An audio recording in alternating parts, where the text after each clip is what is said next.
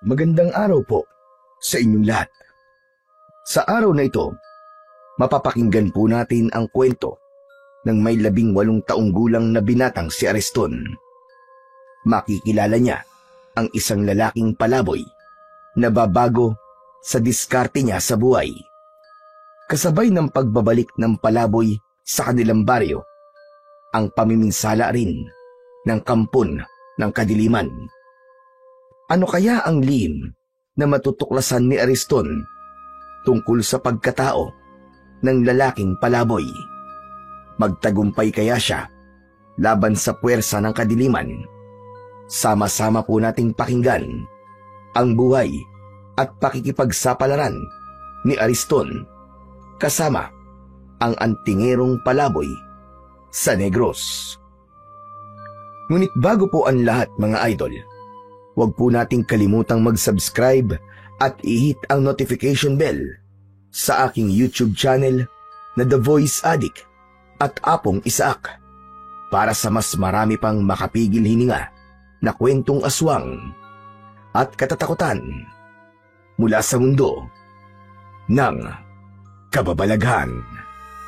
Umpisahan na po natin ang kwento. Sige! Hawakan niyo mabuti ang mga kamay ng palaboy na yan! Sandali lang, Drigo. Ako ang unang sasapak sa lalaking yan. Teka muna, Pedro. Ako ang unang nakita sa kanya, di ba? Kaya sa akin siya unang magbabayad. Huwag. Maawa kayo. Ano bang kasalanan ko sa inyo? Nagtatanong ka pa? Ikaw ang kumuha ng manok ni Drigo, di ba? Nagkakamali kayo sa mga ibinibintang nyo sa akin. Hindi ko kinuha ang manok nyo. Sinungaling. Lumang style na yan. Nagpapalusot ka lang eh. Wala talaga akong kinuha. Huwag ka lang tumanggi. Aminin mo na, palaboy, para hindi ka na masaktan. Wala talaga akong alam sa mga ibinibintang nyo. Kaya't pakawalan nyo na ako. Nakikiusap ako. Ang dapat sa mga kagaya mo, pinapatay dahil salot ka. Magmula nang dumating ka sa lugar namin, sunod-sunod na mga namatay sa baryo namin. Marahil, bukod sa magnanakaw ka, isa ka ring aswang. Wala kayong sapat na batayan sa mga ibinibintang nyo sa akin. Matigas ka? Sige, tignan ko lang kung magmamatigas ka pa sa gagawin namin sa'yo. Mula naman sa kinaroroonan ng may 18 taong gulang na binatang si Ariston, naririnig niya kung ano ang mga sinasabi ng magkaibigan sa lalaking palaboy na si Mang Ebreo. Habang nagpupumiglas ito mula sa pagkakahawak sa tigkabila ang braso ng 2 lalaki na kasama nina Pedro at Drigo. Hindi na halos nagulat si Ariston dahil madalas niyang nakikita ang mga ito na pinag-iinitan ang lalaking palaboy. Ayaw niya sanang makialam sa problema ng iba. Subalit, hindi niya matiis na hayaan na lamang saktan ng mga ito si Mang Ebreo. Muling sinulyapan ni Ariston ang mga lalaking may hawak pa rin sa lalaking palaboy. Pagkalipas ng ilang sandali, pinagbababayo ng suntok ng mga lalaki ang palaboy. Bumagsak ito sa lupa habang sinasalo ang lahat ng sipa at suntok ng mga ito. Kaya naman, hindi na nakatiis ang binata. Malalaki ang hakbang ng mga paa na nilapitan niya sina Drigo at Pedro. Kasabay ng bawat hakbang, malakas siyang sumigaw para mabaling ang atensyon ng mga ito sa kanya. Hoy! Itigil niyo yan! Huwag niyo siyang saktan! Lahat ng tao ay napalingon sa gawi ng binata. Subalit patuloy pa rin ang pambubugbog ng mga ito sa lalaking palaboy. Habang unti-unting lumalapit si Ariston, napansin niya na nababalutan na ng alikabok ang katawan ni Mang Ebreo habang namimilipit ito sa labis na sakit. Muling umalingaw-ngaw ang malalakas na suntok at hampas ng sipa sa katawan nito, kasabay ng pagmumura ng mga lalaki. Sa kabila nito, Hindi man lang gumanti ang lalaking palaboy, ni Daing ay walang narinig si Ariston. Tila ba tinanggap na lamang nito ang hapdi ng bawat hagupit ng kamao ng magkaibigan. Habang patuloy sa pambubugbog ang mga ito, dumadagundong din sa paligid ang pagtatanong nina Pedro at Drigo tungkol sa manok na nawala. Sakto namang paglapit ni Ariston, agad niyang itinulak sa balikat sina Pedro at Drigo, kaya napalayo ito ng agwat kay Mang Ebreo na nakabulagta pa rin sa lupa. Anak ng putya, oo. Bakit ka ba nakikialam dito, ha, Ariston? Kailangan ko na talagang makialam dahil hindi na tama ang ginagawa niyo.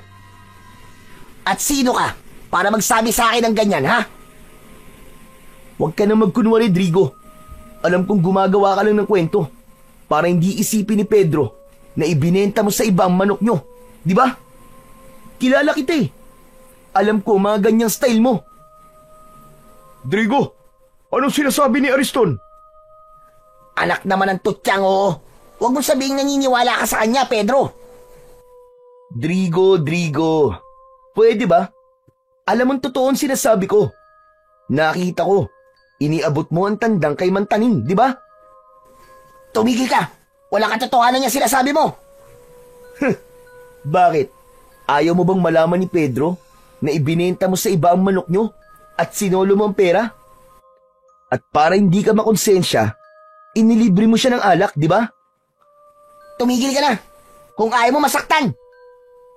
Drigo, totoo ba ang sinasabi ni Ariston? O ano? Sumagot ka, Drigo. Tinatanong ka ni Pedro. Bumakas ang tuwa sa muka ni Ariston nang makita ang reaksyon ni Drigo. Halata yun sa paglikot ng mga mata at pamumula ng muka ni Drigo. Kaya naman, hindi na nakatiis si Pedro at agad nitong kinuwelyuhan ang kaibigan. Drigo, sumagot ka! Totoo ba ang sinasabi ni Ariston? Oo na. Ibinenta ko nga manok natin. Bitiwan mo na ang damit ko. Kung ganun, nasaan ang kaparti ko? Hati tayo dun, di ba? Wala na eh. Naubos ko na. Anak naman ng tutsa, oo. Akala ko ba magkaibigan tayo? Bakit niloko mo ako? Sinungaling ka. Wala kang kwenta. Tinalo mo ako. Pabalyang binitiwan ni Pedro ang damit ni Drigo. Saka tuluyang umalis at naglakad papalayo sa kanilang kinaroroonan. Kaya naman, galit na hinarap ni Drigo si Ariston. Lintik kang buwisit ka. Pakialamero ka talaga kahit kailan, Ariston. Dala ng matinding galit ni Drigo kay Ariston, agad itong nagpakawala ng malakas na suntok. Tumama yun sa kanyang muka, ngunit hindi siya natinag. Sumugod na rin ang dalawa pa nitong mga kasama at pinagtulungan siya ng mga ito na bugbugin. Sa simula, nagawa niyang sabayan ang mga suntok at sipa ng dalawang lalaki. Mabilis ang kanyang mga kamao, kaya't ilang beses niyang napabagsak ang kalaban, kasama na si Drigo. Subalit habang lumilipas ang mga sandali, nagsimulang bumigat ang galaw ni Ariston at unti-unting nauubos ang kanyang lakas. Sa pagkakataong yun, nagsabay-sabay na ang tatlo sa pag-atake sa kanya. Dahil dito, hindi na iwasan ni Ariston ang pagtama ng kamao ng mga ito sa kanyang katawan. Bawat hampas ay nagdulot ng matinding hapdi sa kanyang kalamnan.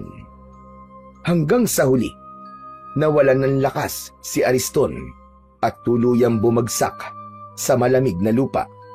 Hingal na hingal at halos hindi na makatayo. Hindi nagtagal, pinakawalan ni Drigo ang malalakas na suntok. Sinunggaban nito si Ariston sa damit at sa tindi ng galit nito, binayo ng suntok sa muka ang binata. Dumugo ang labi at ilong ni Ariston at sa bawat suntok, nag-iwan ito ng pasa at sugat sa kanyang muka. Hindi pa nakontento, Sinipa pa siya nito sa tagiliran, dahilan upang mapaubo si Ariston sa labis na sakit. Ang lupa ay nabahira ng dugo at ang hangin ay napuno ng mga ungol ng sakit mula sa bibig ng binata. Sa gitna ng karasang yun, biglang dumating si Lolo Castor. Mga walang hiya kayo! Anong ginawa niyo sa apo ko? Huwag kang makialam dito, tanda! Baka ikaw naman ang samain sa akin! Bakit hindi ako makikialam? Pinapatay mo lang ang apo ko, buwisit ka!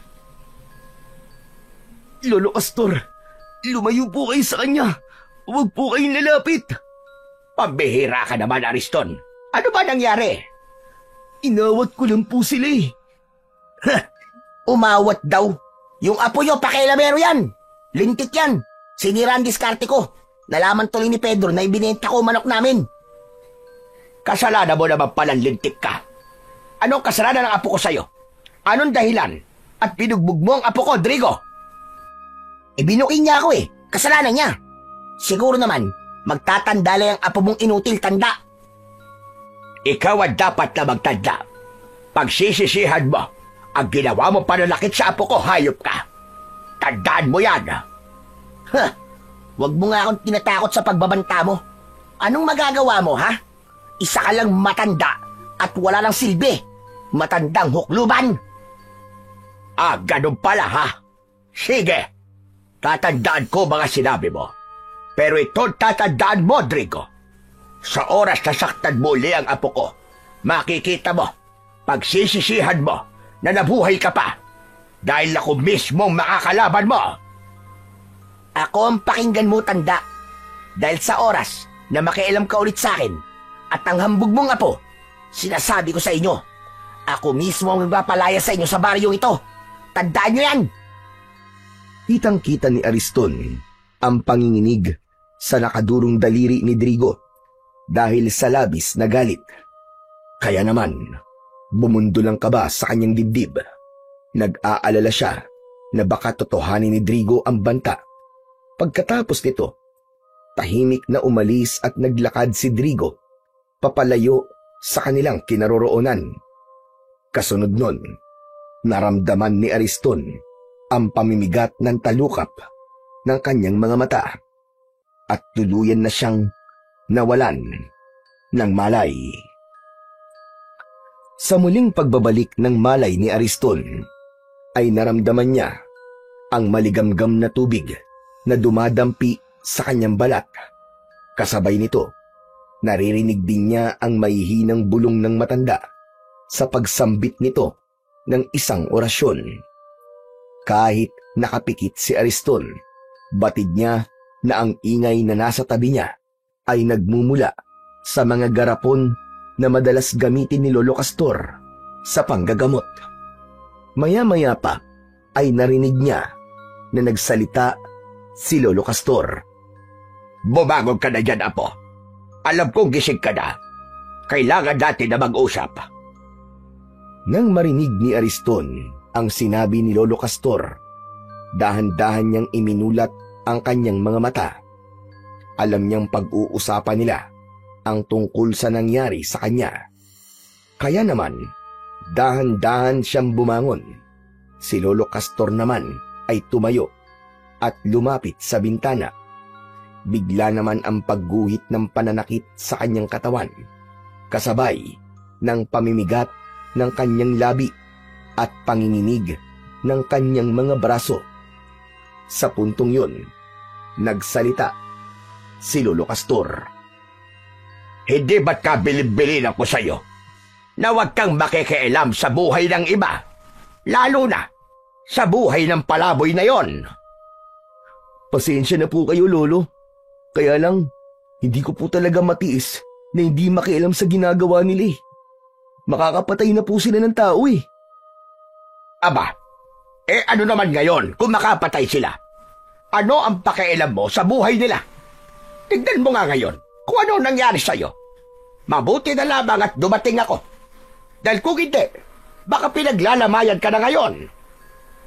Pasensya na po talaga kayo, Lolo. Hindi na po mauulit. Talagang hindi na mauulit. Dahil sa oras na malaman ko na nakikialam ka na naman sa buhay ng ibang tao, ilalayo talaga kita. Ipapadala kita sa probinsya ng nanay mo. Pangako po, Lolo Castor. Hindi na po mauulit. Huwag niyo lang po akong ipadala sa probinsya ni nanay. Huwag kang mangako. Gawin mo. Bihira ka talaga, bata ka, oo. Palagi mo na lamang pinapasakit ang ulo ko.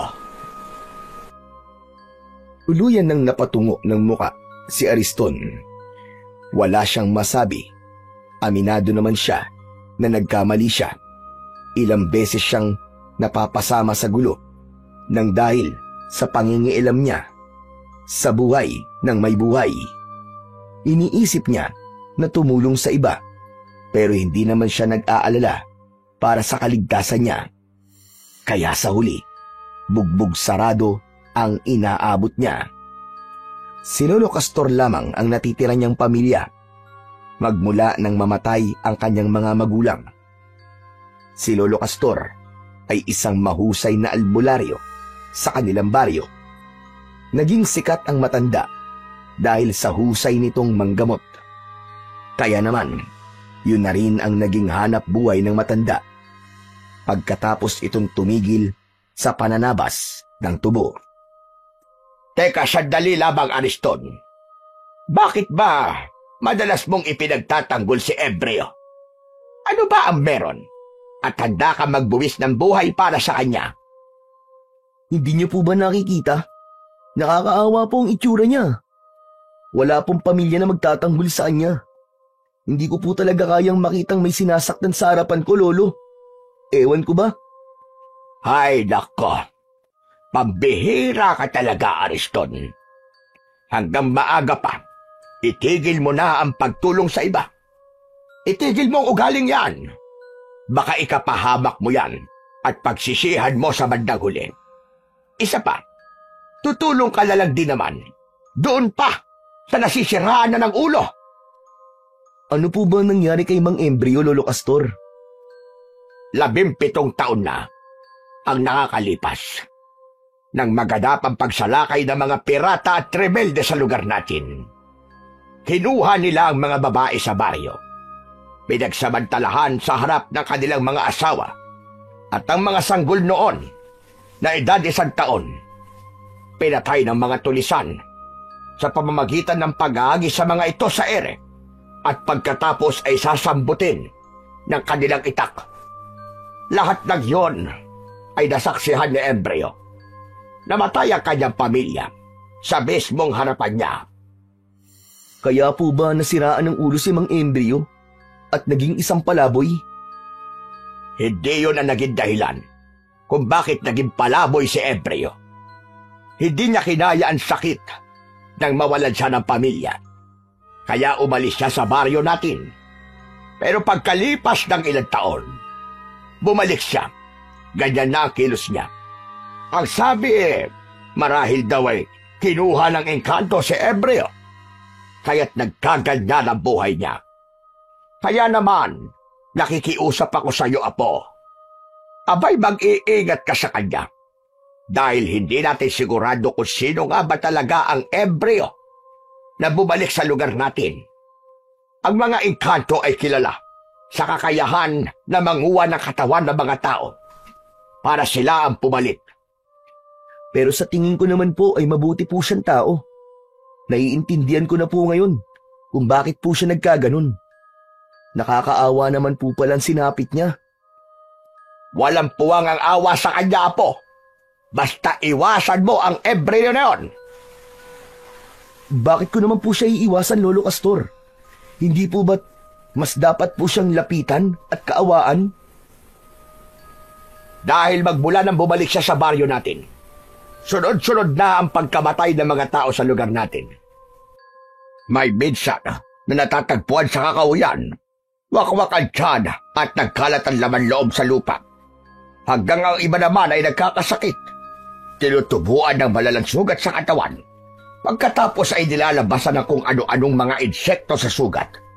Lahat ng yun ay nangyari magmula nang bumalik si Embryo. Wala pong sapat na batayan para ibintang sa kanya ang mga nangyayari sa baryo natin. Parang napaka-imposible naman yata ang sinasabi niyo tungkol sa kanya, Lolo. Posible lahat ng mga sinabi ko tungkol sa kanya. Kadalasan ng mga nilalang na nagtatago sa dilim ay magagaling magpanggap at magkunwari. Baka hindi mo alam, ay nasa tabi-tabi lang sila at handa nang umatake sa oras na magkaroon ng pagkakataon. Pasensya na, Lolo. Pero hindi po talaga ako naniniwalang magagawa yun ng mga Ebreo. Isa pa, magaan po talaga ang loob ko sa kanya. Dahil naaawa po ako sa kalagayan niya. Maniwala ka, Apo. Hinala ng mga tao. Aswang ang lalaking palaboy na yon. Hindi magtatagal at malalantad din sa lahat ang totoo niyang pagkatao. Nakalimutan niyo na po ba, Lo? Na kapag walang sapat na batayan at patunay sa lahat ng hinala, hindi tayo maaaring mangusga ng kapwa. Alam ko naman yun, Apo. Pero iba si Ebreo. Kahit sundan mo pa siya, makikita mo. Lalabas din ang totoo niyang pagkatao. Sa sinabing yun ni Lolo Castor, isang plano ang nabuo sa isip ni Ariston. Sa isip niya ay susundan niya si Mang Ebreo para malaman kung may katotohanan ba ang sinasabi ni Lolo Castor.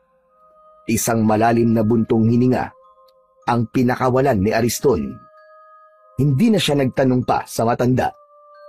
Maya-maya pa ay muling nagsalita ang matanda. Hala, sige na. Bumangon ka na dyan. Basta mga biling ko sa'yo, huwag mong kalilimutan nang hindi ako nag-aalala sa'yo, iho. Huwag na po kayo mag-alala, Lolo Castor. Hindi ko na po kayo bibigyan ng sakit ng ulo. Pangako po. Abay, dapat lang. Baka yan pa maging dahilan ng maaga kong kamatayan. Masakit din naman sa ulo yung palaging nagsasaway sa'yo. At saka hindi ka na bata, Ariston. Ala, sige na. Bumangon ka na dyan at magtrabaho ka na. Total naman magaling na ang sugat mo at nalagyan ko na yan ng gamot. Teka, saan naman po pala kayo pupunta at bihis na bihis po kayo? Magtutugo ako sa kabilang baryo. Meron akong pasyente roon. Kaya naman bahala ka na muna rito. Yung mga ibiniling ko sa'yo, wag mong kalilimutan. Hindi na hinintay ni Lolo Castor na sumagot pa si Ariston. Agad itong umalis sa kanyang harapan at naglakad palabas ng kanyang silid. Pagkalipas ng ilang sandali, narinig niya ang pagbukas ng pinto sa labas. Kasunod ng mahinang yabag ng paa nito, papalayo sa kanilang bahay. Kaya naman, nang kumalat ang nakakabinging katahimikan sa loob ng kanyang kwarto, saka lamang niya naisip ang tungkol kay Mang Ebreo. Bigla niyang naalala na nasaktan din ito mula sa pambubugbog nina Pedro at Drigo. Nang mga sandaling yon, ay naramdaman niya ulit ang pananakit ng kanyang binti. Ngunit nailalakad niya na ito ng bahagya. Talagang maaasahan si Lolo Castor pagdating sa panggagamot. Kaya naman, hindi nakapagtataka na marami na ang nagtitiwalang magpagamot sa matanda. Pagkalipas ng ilang araw, matapos siyang bugbugin ni Drigo at ng mga kasama nito, bumalik na si Ariston sa nakasanayan niyang gawain. Kagaya ng dati, nagsimula siyang magtrabaho sa tubuhan ni Kaloy. Banayad ang hagod ng kanyang itak habang tinatabas ang mga tubo. Nang bigla niyang naramdaman na bahagyang lumalamig ang ihip ng hangin. Saka lamang niya napansin na malapit na palang dumilim ang paligid. Kaya naman, nagpasya si Ariston na lisanin ang lugar na yon. Pagkaraan ng ilang sandali, habang tinatahak niya ang daan pauwi sa kanilang bahay, bigla niyang naalala si Mang Ebreo. Ilang araw na rin ang lumipas, pero hindi ko na nakikita si Mang Ebreo. Nasaan na kaya siya ngayon? Ano na kayang kalagayan niya? Tumigil sa paglalakad si Ariston nang makasalubong niya si Drigo.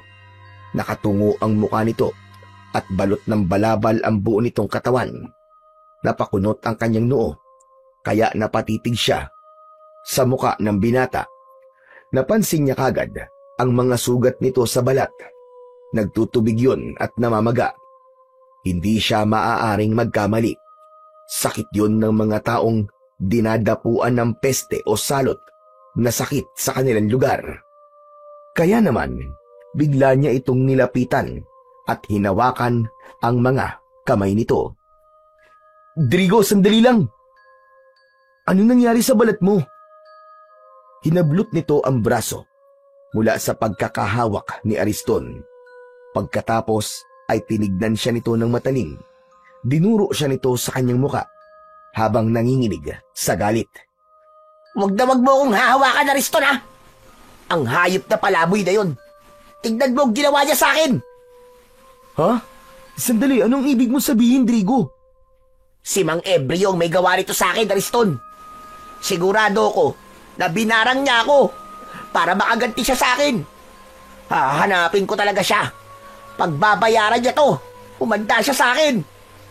Teka, sandali lang. Sa tingin ko hindi niya kasalanan kung bakit nangyari yan sa'yo. Dati na may ganyan na sakit na kumakalat sa baryo natin, di ba? Kaya huwag ka magpadalos-dalos ng desisyon. Hindi ako tanga, Ariston. Siya lamang ang gagawa nito sa akin. Alam ko, mambabarang ang hayop na yon. Papatayin ko siya. Isinusumpa ko. Nahahanapin ko siya kahit saan pa siyang lupalok magtago. Kaya kung alam mo kung nasan si Mang Ebreo, ang mabuti pa sabihin mo na. Drigo, kahit alam ko pa kung saan siya nagtatago, wala kang maaasahan na tulong mula sa akin. Kaya makakaalis ka na. Hanapin mo siya na mag-isa kung gusto mo. Siguro magkasabwat kayong dalawa, no? Kaya mo siya pinagtatakpan. Kung ganun, si Lolo Castor ang tatanungin ko. At sa oras na hindi niya gawin na sinasabi ko, ang lolo mo ang papatayin ko. Tandaan mo yan. Sabay alis ni Drigo sa kanyang harapan. Sinubukan ni Ariston na pigilin ito, ngunit ang balabal nito ang nawa kanya. Kaya naman, natanggal ang pagkakabalot nun sa katawan ni Drigo. Lumantad sa paningin ni Ariston ang nakakadiring itsura ng buong katawan ni Drigo, kasunod ng pag-alingasaw ng masangsang na amoy mula sa katawan nito.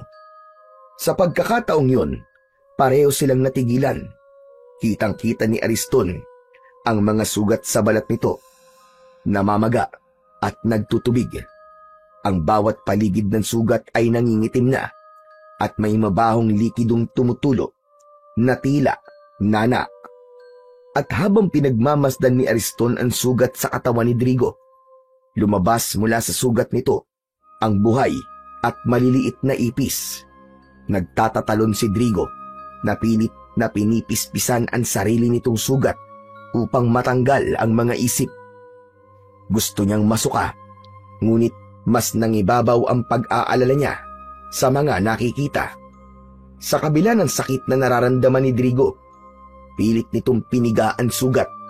Hindi halos magawang tignan ni Ariston ang mga nangyayari sa kanyang kaharap. Gusto niya itong lapitan, gusto niyang tulungan, ngunit ibinilin sa kanya ni Lolo Castor na kapag nakaharap niya ang mga taong may ganong kondisyon, ay huwag niyang hahawakan ang mga yon. Dahil sa oras na mahawakan niya ang sugat nito, mahahawa siya ng sakit ng taong nagtataglay ng ganong klaseng karamdaman. Kaya naman, nanlalaki ang kanyang mga mata habang nakatingin lamang sa lalaki. Bumakas sa muka ni Drigo ang labis na paghihirap. Maputla, pawis na pawis, at halos mapunit ang labi sa kakakagat dahil sa kirot. Ang bawat hininga nito ay mabilis na parang pagod. Naluluha ang mga mata dahil sa takot sa mga ipis. Sa katahimikan ng kakauyan, ang daing at ungol ni Drigo ang kanyang naririnig. Isang nakapangingilabot na eksena ng isang taong winawasak, hindi lamang ng sugat, kundi ng karumihan at kasindak-sindak na paghihirap mula sa mambabarang.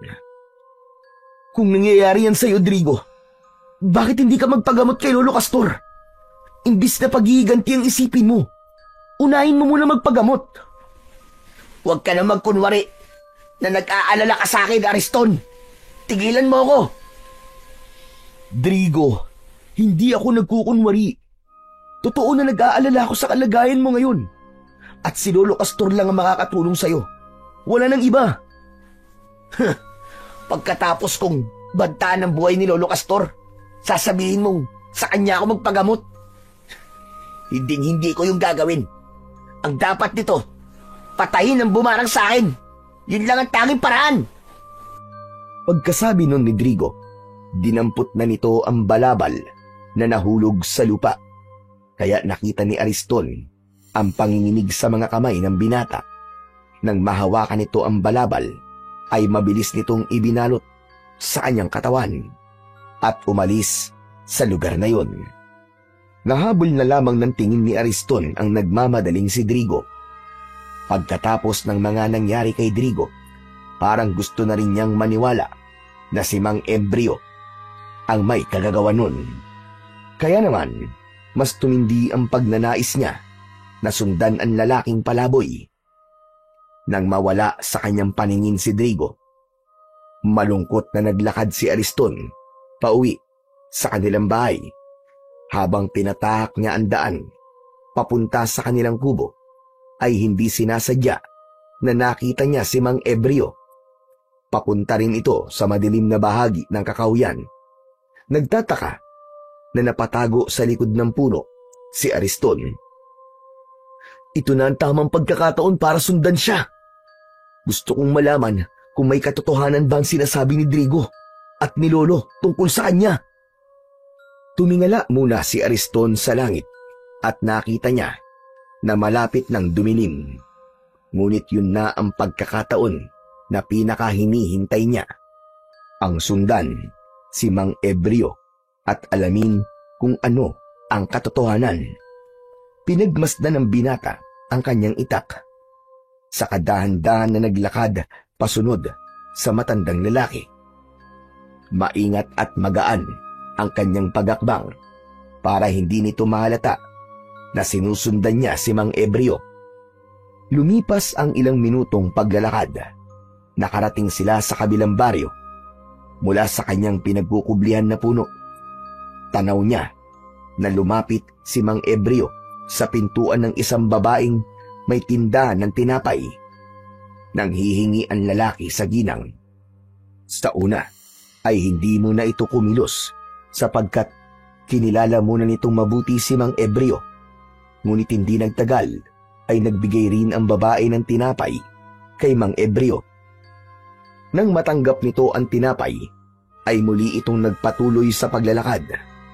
Kinailangan ni Ariston na magpalipat-lipat sa mga puno na madadaanan niya habang hindi inaalis ang paningin sa ginagawa ng lalaking palaboy. Maya-maya pa ay huminto naman si Mang Ebreo sa tapat ng isang magandang bahay. Nakita niya na kumakatok ito sa pinto at nanghihingi ng pagkain. Subalit ipinagtabuyan ito at ipinahabol pa sa aso. Hindi inaasahan ni Ariston na masasaksihan niya ang ganong ugali ng mga tao. Kahit may ilang nag-abot ng tinapay o kanin kay Mang Ebreo, meron pa rin na mga taong may masasamang pag-uugali. Pagkalipas ng ilang oras na paglalakad at pagmamakaawa para sa pagkain, tuluyan na itong umalis. Dala ang kaunting piraso ng tinapay na nakasilid sa basang tela nito. Bawat bahay na nagbibigay rito ng pagkain ay nakikita ni Ariston na nilalagyan ng marka ang bawat dingding o pinto gamit ang palawit ng kwintas nito. Kaya naman, napapaisip si Ariston kung bakit ginagawa yon ni Mang Ebreo. Teka, bakit kaya nilalagyan niya ng tanda ang bahay ng mga taong nagbibigay sa kanya ng tinapay?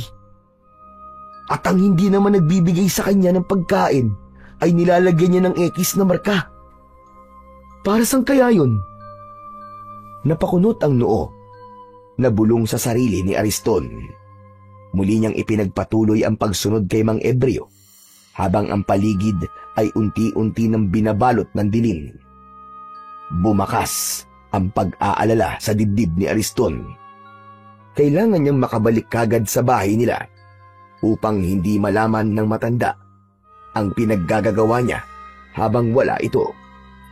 Mabuti na lamang at naisipan ni Mang Ebreo na bumalik sa gubat.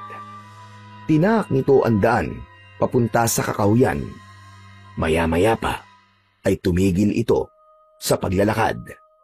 Sa tapat ng isang maliit na matandang punong balete, lumapit si Mang Ebreo. Hinilapag nito ang daladala at umupo sa isang batong nababalutan ng damo. Pagkaraan ng ilang sandali ng pagpapahinga, sinimulan nitong buksan ang tinapay at marahang isinubo sa bibig. Dahan-dahang nginunguya na para bang bawat mumo ay mahalaga. Ang katahimikan ng paligid ang nagsilbing saksi sa kalungkutan ng buhay ni Mang Ebreo. Sa kabilang dako naman ng kakahuyan, nakatago si Ariston habang nakatingin pa rin sa ginagawa ng lalaking palaboy. Wala naman ako napapansin na kakaiba sa kanya. Kawawa pa nga ang kalagayan niya dahil sa ilang oras sa paglalakad niya, isang balot lamang ng tinapay ang nakuha niya at wala pang tubig. Muli siyang napatingin sa gawi ni Mang Ebreo. Kasunod nito ay maingat siyang nagpalipat-lipat sa mga puno upang hindi maramdaman ni Mang Ebreo ang presensya niya. Ang kanyang mga mata ay nakatutok sa bawat kilos ng matanda. Pinagmamasdan kung saan ito tutungo o anong lihim ang maaaring malaman niya rito. Tanging ang liwanag lamang ng sikat ng buwan ang tanglaw niya sa paligid. Naaalala niya na malapit ng sumikat ang kinatatakutan na pulang buwan.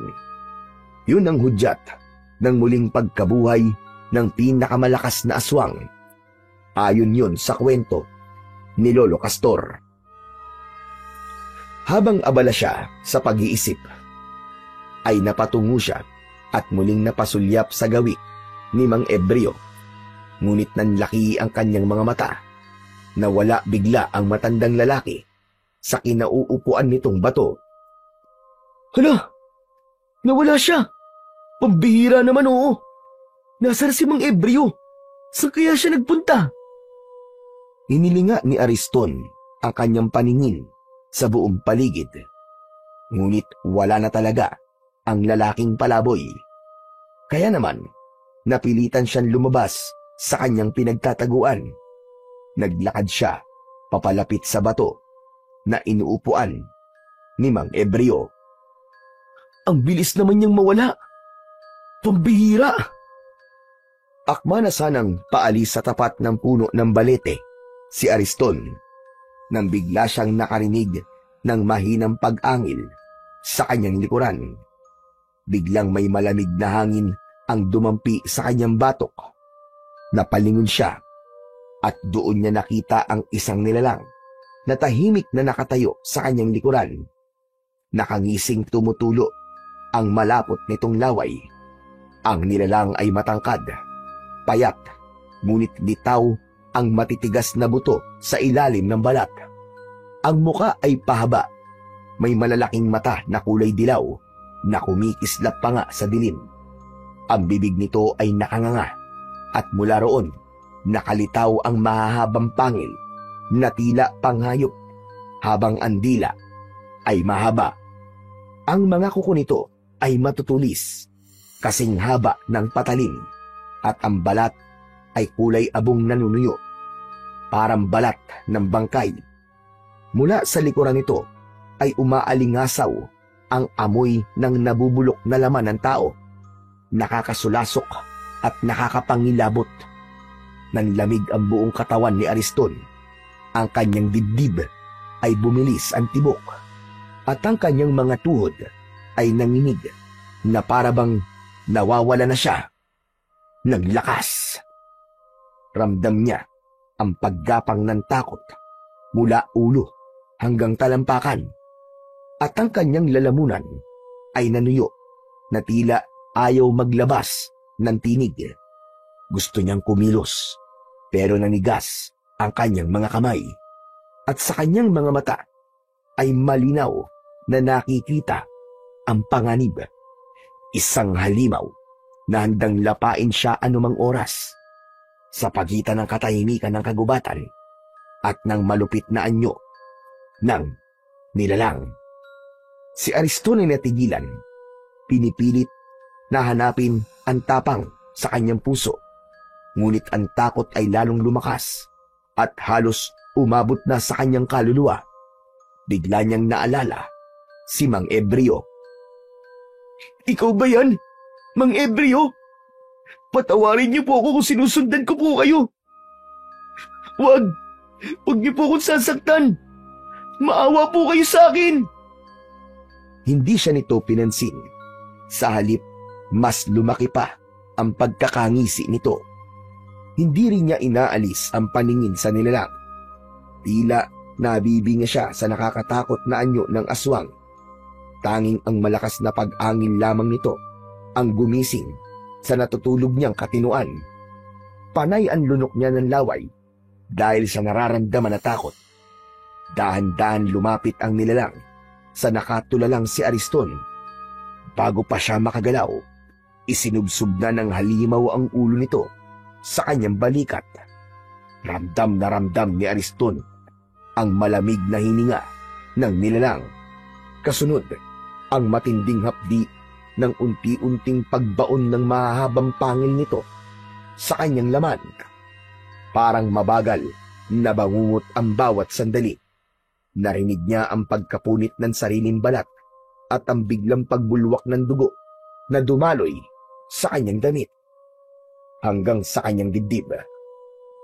Naramdaman niya ang init ng dugo habang bumababa ito sa kanyang tiyan at tagiliran, at kasabay nun ang nakakapanlumong kirot na tila dumurog sa kanyang kalamnan. Napaluhod sa sakit si Ariston at malakas na napasigaw.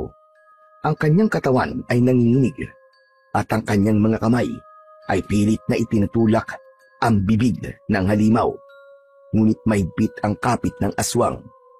Habang tinutulak niya ang mukha nito, mas lalo lamang bumabaon ang pangil nito. Naramdaman niya na tila may matigas na bagay na naiwan sa kanyang laman. Kasunod nun, dumadaloy ang dugo at naririnig niya ang nakakadiring paglagok ng halimaw.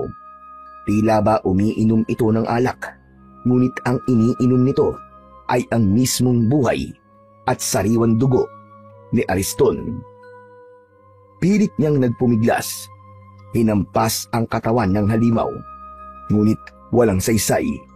Ang bawat lagok ng nilalang ay nagdudulot ng panghihina sa kanyang mga tuhod at ang kanyang paningin ay nagsimula ng lumabo. Sa huling sandali ng kanyang lakas, mas malakas na sigaw ang kumawala sa kanyang bibig. "Umalis ka! Demonyo ka! Hindi mo ako mapapatay! Pakawalan mo ako! Pakawalan mo ako!" Isang malakas na suntok ang dumapo mula sa aswang, mula sa kamao ni Ariston. Humalas ito at binitiwan siya. Bumagsak si Ariston sa lupa, hapong-hapo at duguan, habang ang nilalang ay umatras. Nakatitig pa rin sa kanya, ngunit hindi na muling sumugod. Ang katahimikan ng kagubatan ay muling bumalik. Tanging mga ungol ng sugatan si Ariston at ang pagtulo ng dugo sa lupa ang nanatiling tunog ng gabing yun. Maya-maya pa ay biglang nagsalita ang nilalang na umatake sa kanya.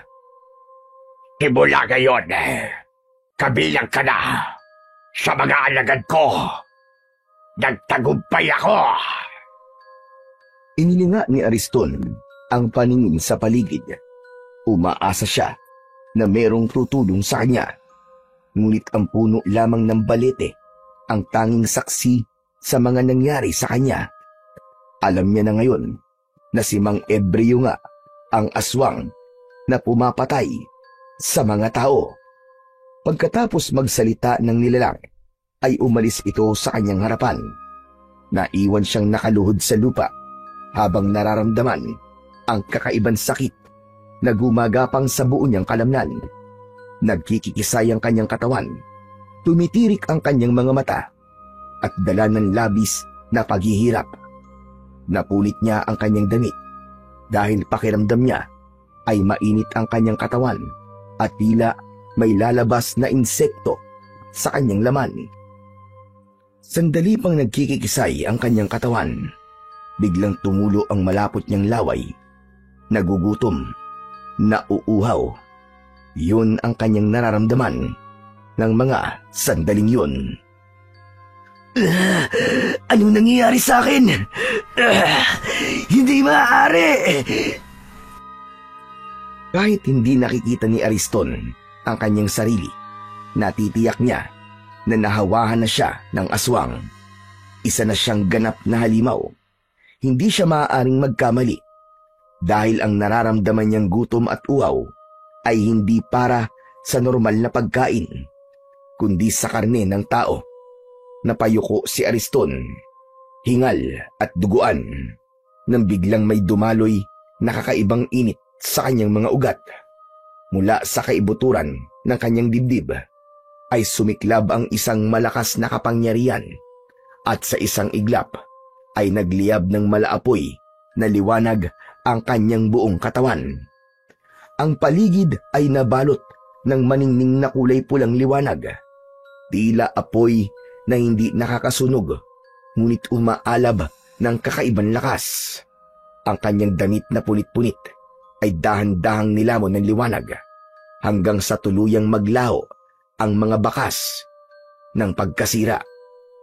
Maging ang malalim na sugat sa kanyang balikat na kanina lamang ay umaagos ang dugo, ngayon ay mabilis na nagihilom na parabang hindi ito kailanman nagkaroon ng sugat.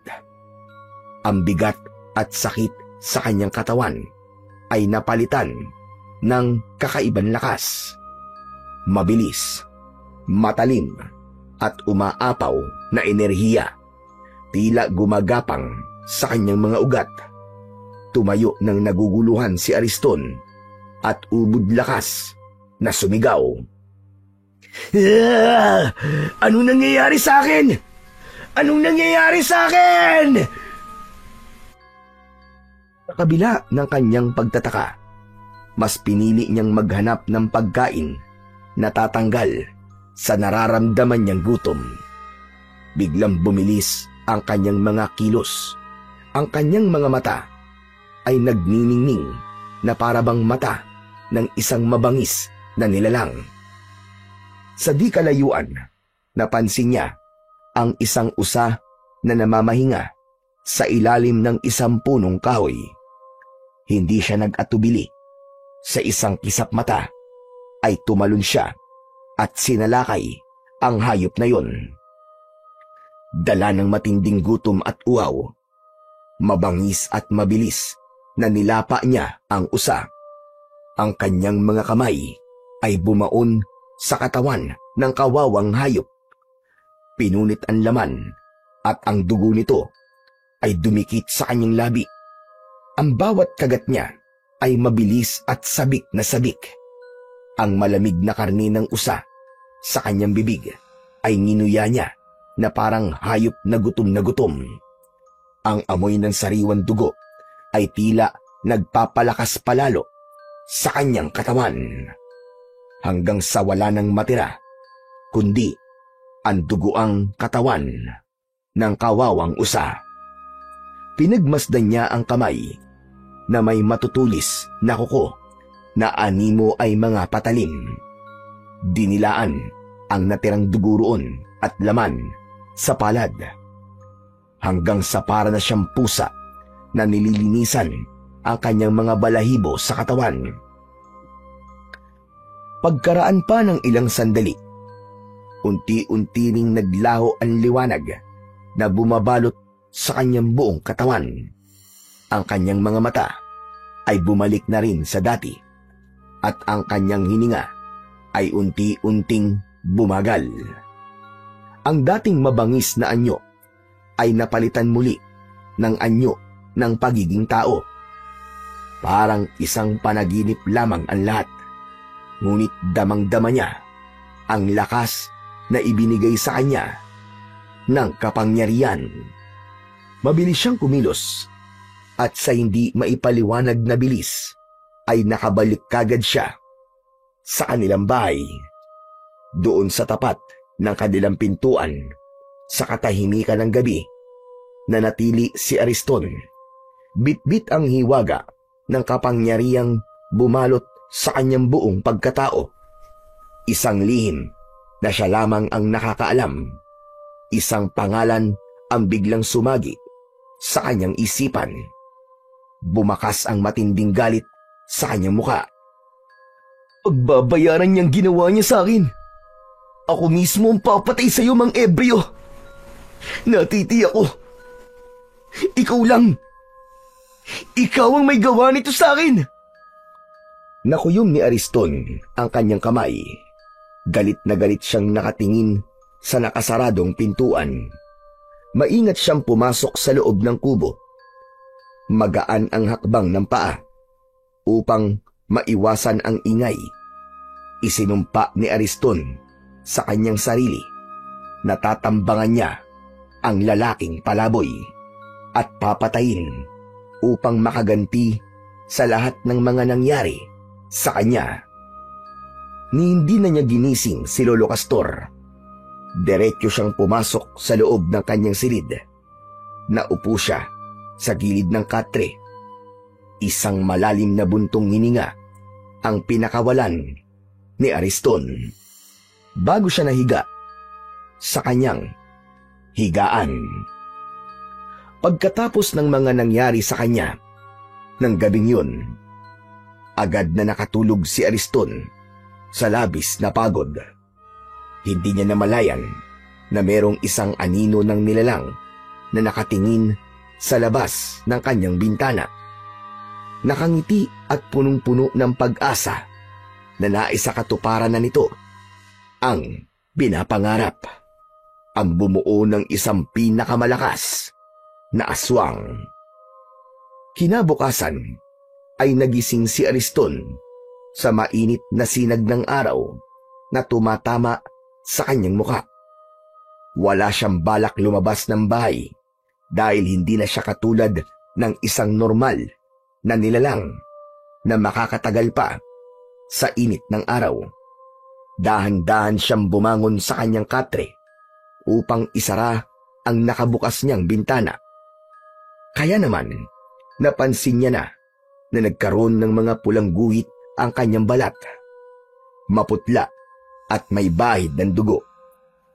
Maya-maya pa ay narinig ni Ariston ang boses ni Drigo sa loob ng kanilang sala. Nais na nitong magpagamot sa matandang albularyo na si Lolo Castor dahil hindi na nito kaya ang labis na sakit na nararamdaman. Pagkatapos na marinig ni Ariston ang pakiusap na yun ni Drigo, lumapit siya sa pintuan at sinilip ito sa siwang ng dingding. Parang awa niyo na, Lolo Castor. Iligtas niyo ako. Tulungan niyo ako. Hindi ko na talaga kaya. Hindi ko na kayang matagalan ang sakit na nararamdaman ko. Yan ang napapala ng masasamang tao na kagaya mo. Tatanggapin ko po ang lahat ng masasakit na salita na sasabihin niyo, Lolo Castor. Basta't tulungan niyo lang po ako. Nagmamakaawa po ako sa inyo. Tulungan niyo ako. Tulong para saan? Para mapagalingin ang malakas na barang sa katawan mo? Wala ng gamot ang makakapagpagaling sa'yo. Maliban na lamang kung papatayin mo ang may gawa niyan sa'yo. Handa akong pumatay. Gumaling lang ako sa sakit ko to. Kung totoong barang ito, sino ang hayop na yun na gumawa nito sa akin? Sa tingin ko, si Ebreo ang may gawa niya sa'yo. Kaya kailangan mong patayin siya para ikaw ay gumaling. Sa isang bahagi ng silid ay napapangiti si Ariston. Dalawa na silang maghahanap sa lalaking palaboy. Tila nawala ang kabutihan sa puso ng binata. Natutuwa siyang may ibang tao na gagawa sa mga binabalak niyang gawin para kay Mang Ebreo. Ngunit sa puso niya ay ninanais niyang siya ang unang makakakita sa lalaking palaboy dahil ang gusto niya, siya mismo ang papatay kay Mang Ebreo. Pagkatapos mag-usap sina Lolo Castor at Drigo, nagpaalam na ang binata sa matanda. Samantalang si Ariston naman ay nanatiling nakikiramdam sa kilos ng matanda sa labas ng sala. Bigla niyang napansin na papalapit sa kanyang silid ang kanyang Lolo Castor.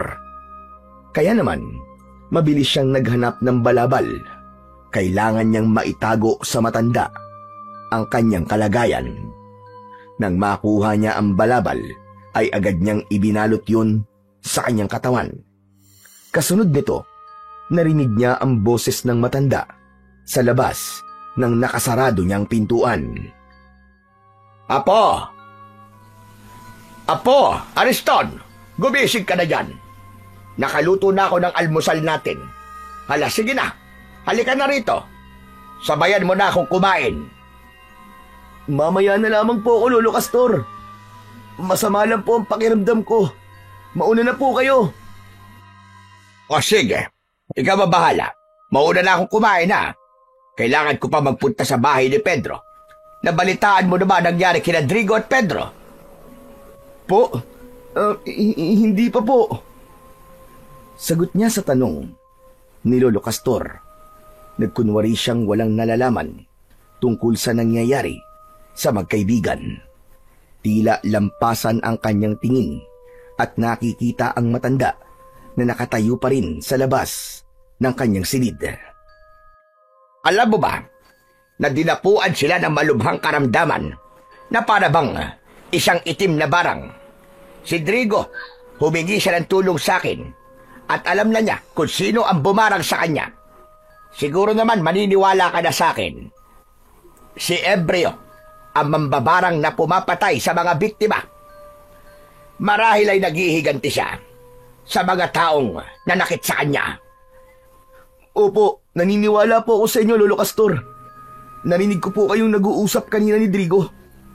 Bumalik ang palaboy na yun para maghasik ng lagim. Nagkiskisan ang mga ngipin ni Ariston. Sa labis na galit, nakuyom niya ang kanyang kamao. Sa isip niya ay hihintayin lamang niya ang pagsapit ng gabi at aabalahin niya ang kanyang sarili sa paghahanap sa lalaking palaboy. Hindi na nagsalita si Lolo Castor sa labas ng kanyang silid. Narinig niya ang mga yabag ng paa nito papalayo sa tapat ng pinto. Isang malalim na buntong hininga ang pinakawalan ni Ariston bago siya bumalik sa higaan. Ilang saglit lang ang lumipas ay muli siyang nakatulog. Hindi niya na namalayan kung gaano kabilis lumipas ang mga oras. Pagkagising ng binatang si Ariston, nagulat siyang madilim na naman ang paligid. Agad niyang kinuha ang kanyang itak na nakasabit sa dingding at sa bintana siya dumaan. Paglapat ng kanyang mga paa sa lupa, mabilis niyang tinahak ang daan papunta sa kakahuyan. Pagsapit niya sa gitna ng kagubatan, malinaw niyang nakikita ang daan dahil sa maliwanag na sikat ng buwan. Batid niya na doon dadaan si Mang Ebreo. Kaya naman, naghintay siya ng ilang minuto habang nakatago sa likod ng puno ng balete. Hindi nga nagtagal, nakita niyang papalapit sa balete si Mang Ebreo. Pasa nito ang isang lumang sako na puno ng kalakal. Mabagal ang hakbang ng matanda, tila ba pagod sa maghapong panlilimos ng pagkain. Naalala ni Ariston kung paano siya nito kinagat sa balikat Isang bagay na lalong nag-udyok sa kanya upang harapin ito ngayong gabi. Nang tuluyang makalapit si Mang Ebreo, mabilis na lumabas si Ariston mula sa kanyang pinagtataguan at hinarangan ito sa daan. Bago pa makagalaw ang matanda, itinaas na ni Ariston ang kanyang itak at itinutok yun sa dibdib ni Mang Ebreo. Bumakas ang gulat at pagtataka sa anyo ng matandang lalaki. Anong ibig sabihin yan? Umasta ito na parang nasisiraan ng ulo. Nagsasasayaw na patuloy sa pagkukunwari. Ngunit sa inis ni Ariston, inatake niya ito ng taga sa katawan na agad naman itong naiwasan. Sumeryoso ang mukha nito na tumingin sa kanya. Nawala ang bakas ng pagiging siraulo ni Mang Ebreo. Buong kahandaan na napaatras ito ng hakbang. Ngunit ang mga mata ay nanatiling nakatingin sa kanyang kamay na may tangan na itak. Unti-unting nagbago ang anyo ni Ariston. Mula sa pagiging tao ay naging isang halimaw ito na umaangil ng dahil sa labis na puot at galit. Ni hindi nagulat ang kaharap. Tila alam na nito na may hawa siya ng pagkaaswang. Kaya naman, mas lalong gumapang ang galit sa dibdib ni Ariston. Dito na magtatapos ang pagtatago mo, hayop ka. Pati ako, dinamay mo. Hinawaan mo ako ng pagiging aswang mo. Kaya naman, papatayin na kita ngayon. Mariin at galit na sambit ni Ariston habang kumikislap ang talim ng itak sa ilalim ng sinag ng buwan. Ang kanyang mga braso ay nanlalakas. Patuloy sa paghakbang papalapit sa lalaking natitigilan. Wala akong alam sa mga sinasabi mo, Ariston. Kagabi, sinundan kita. Ngunit biglaan nawala. At ang lumitaw ay ang mabangis na nilalang na kumagat sa balikat ko. Kaya nangyari ito sa akin. Alam ko, ikaw yun. Ikaw ang aswang na gumawa nito sa akin. Kaya huwag ka na magkunwari. Dahil bistado na kita. Papatayin talaga kitang hayop ka. Buong lakas na itinaga ni Ariston ang itak sa lalaki. Ngunit nakaiwas ito. Habang patuloy sa pag-atake si Ariston, nagsalita naman si Mang Ebreo. Nagkakamali ka sa inaakala mo. Kagabi, alam ko sinusundan mo ko, pero wala akong ginawang masama sa'yo. Umuwi na ako noon at hindi ko alam ang mga nangyari sa'yo. Maniwala ka, Ariston! Sinungaling ka! Muli niyang inatake ng taga si Mang Ebreo, ngunit mabilis itong nakaiwas. Nagawa siya nitong maitulak. Bumakas sa mukha nito ang pinaghalong pag-aalala at pagtataka. Sa katahimikan ng kakahuyan, ang kanilang mga hininga lamang ang naririnig. Sa pagitan ng dalawang nilalang, ang matandang palaboy na puno ng misteryo at ang binatang armado ng tapang. Nagsimula ang sagupaan na magbubunyag sa kanila ng totoo nilang layunin at pagkatao. Ang itak ni Ariston ay walang nagawa sa mabilis na paggalaw ni Mang Ebreo, lalo na nang tinamaan siya ng suntok nito sa kanyang dibdib. Bumagsak siya sa lupa. Habang nakahiga si Ariston sa lupa, mabilis naman na hinubad ni Mang Ebreo ang kwintas nito. Akala niya ay gagamitin yun ng lalaki sa kanya upang patayin siya. Ngunit nagkamali si Ariston.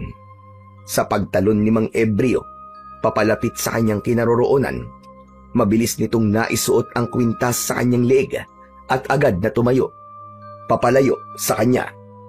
Nagulat si Ariston dahil may kung anong malakas na puwersa ang nagpatigil sa kanyang galit at katawan. Nanatili siyang nakahiga habang nakatingin sa nakatayong si Mang Ebreo. Subalit ang hininga ni Ariston ay mabilis at punong-puno ng pagpupumiglas ang isipan. Ngunit hindi ng kanyang katawan. Anong ginawa mo sa akin? Anong ginawa mo sa akin, hayop ka?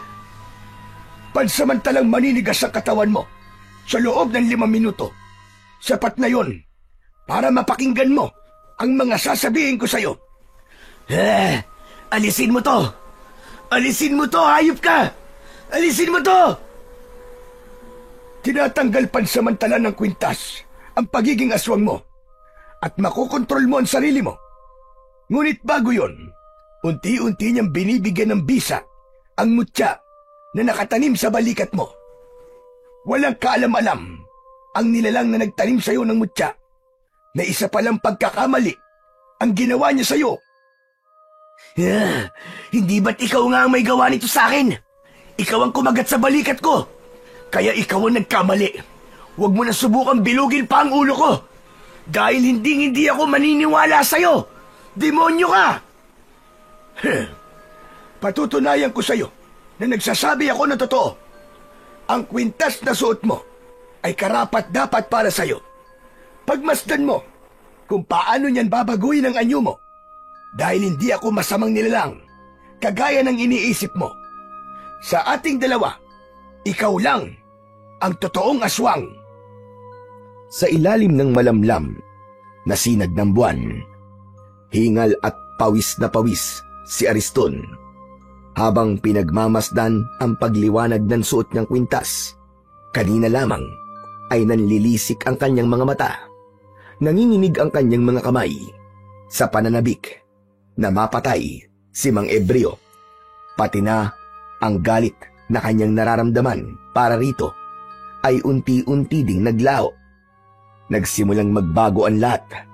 Mula sa loob ng kanyang dibdib ay unti-unting kumalat ang malamig na enerhiya. Pumapawi sa init ng halimaw na nagkukubli sa kanyang pagkatao. Ang kanyang balat na kanina ay namumula at puno ng tila naglalagablab na ugat ay muling naging payapa at bumalik sa normal na kulay. Ang kanyang mga mata na tila mata ng isang mabangis na hayop ay bumalik sa pagiging mata ng isang tao. Isa-isa ring naglaho ang bakas ng pagiging aswang ng binata. Ang mahahabang kuko ay umurong at ang matutulis na pangil ay lumubog at ang kanyang hininga na kanina ay mabigat at mabangis ay naging banayad at mahinahon. Ang kanyang katawan na parang kinokontrol ng halimaw ay muling napasunod sa kanyang sariling kalooban. Sa wakas, nakaluhod na siya sa lupa. Hawak-hawak ang kwintas na tila yun lamang ang pag-asa niya para maging tao. Si Ariston, na nilamon ng pagiging halimaw, ay muling naging tao. Kalmado, tahimik, at nagtataka kung gaano pa katagal magtatagal ang bisa ng mahiwagang kwintas sa kanyang dibdib. O ano? Siguro naman, makakausap na kita ngayon ng maayos nang hindi pinagbabantaan ng buhay ko.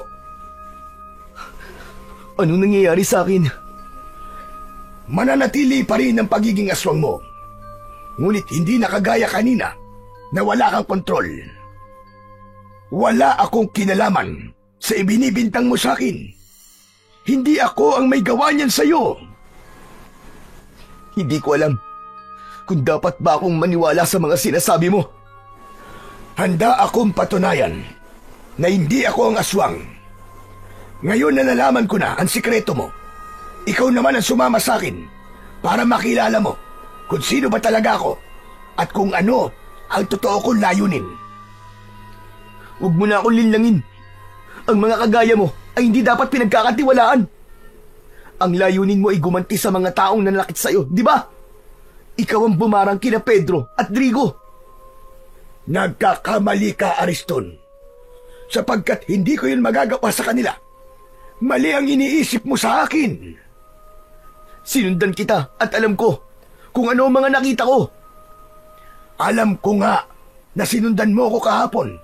Kaya alam ko rin na nakita mo ang lahat ng ginawa ko. Kaya paano mo nasabi na ako ang aswang na umatake sa'yo. Sige nga. Biglang natigilan si Ariston. Dahil sa puntong yun, hindi niya nakita ang pagpapalit ng anyo ni Mang Ebreo. Kaya walang sapat na batayan ang mga ibinibintang niya rito. Nagsimula na siyang maguluhan. Alam ko, may bahagi ng pagkatao mo pa rin ang naguguluhan. Sumama ka sa akin at ipapakita ko sa'yo kung sino ba talaga ako. Sa oras na matuklasan mo kung ano ang totoong ginagawa ko, malalaman mo rin ang dahilan kung bakit pinagbibintangan nila ako na isang aswang. Pero, paano mo maipapaliwanag ang mga taong natatagpuan sa kakahuyan habang ikaw ang kanilang itinuturong pumatay sa mga biktima? Hindi sila mga tao, Ariston. Sila ang mga pinapatay ko na halimaw at pagsapit ng umaga ay bumabalik sa totoo nilang anyo bilang isang normal na tao. Biktima sila ng mambabarang na gumagawa ng aswang. Ngunit hindi rin naman sila maaaring mabuhay kahit biktima lang sila, sapagkat magagawa pa rin nilang pumatay ng tao kagaya ng mga nangyari sa iyo ngayon. Anong ibig mo sabihin? Nang gabing sinundan mo ko, alam ko na meron pang isang nilalang ang nakasunod sa atin. Kaya naman, nagkunwari akong nagpapahinga sa ilalim ng puno ng balete. Dahil alam ko, ng mga sandaling yon, ikaw talaga ang totoong pakay ng nilalang. Balak kanyang gawing aswang at supremo ng kanilang samahan. Teka, anong ibig mo sabihin? Merong iba na nakasunod sa akin? Teka, paano nangyari yun? Hindi ka ba gumagawa ng kwento? Ariston, totoo lahat ng sinasabi ko sa'yo. Marahil hindi mo pa rin naiintindihan na may mutyang nakatanim sa balikat mo.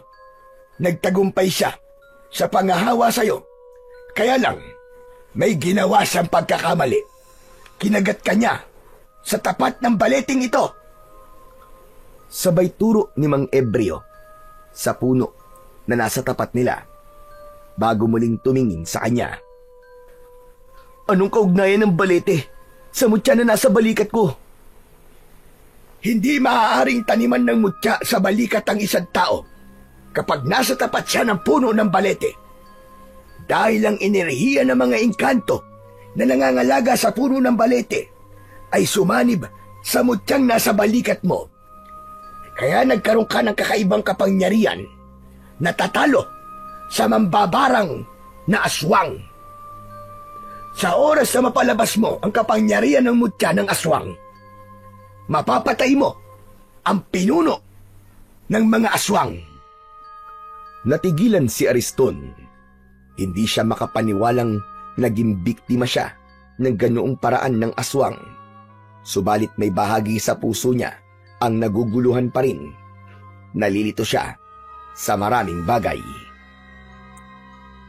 Ngayong alam mo na ang totoong dahilan kung bakit ka tinaniman ng mutya ng aswang. Magpanggap ka na walang alam at mahuhuli mo kung sino ang totoong kalaban. Isuot mo lang ang kwintas na yan at bibigyan ka niyan ng proteksyon. Hindi ko alam kung talagang maniniwala ba ako sa mga sinasabi mo. Pero mukhang nailigtas ako ng kwintas na to na ipinasuot mo sa akin. Wala akong gagawin na masama sa iyo, Ariston. Kaya't magtiwala ka sa akin. Walang mahalaga ngayon, kundi ang palakasin ng katawan mo. Dahil sa oras na lumantad ang kulay pulang buwan, gagawin na niya ang matagal niya nang pinapangarap, ang makagawa ng pinakamalakas na aswang na susunod sa kanyang mga utos. Sa ngayon, sumama ka muna sa akin para patunayan ko sa iyo na hindi ako ang kalaban dito.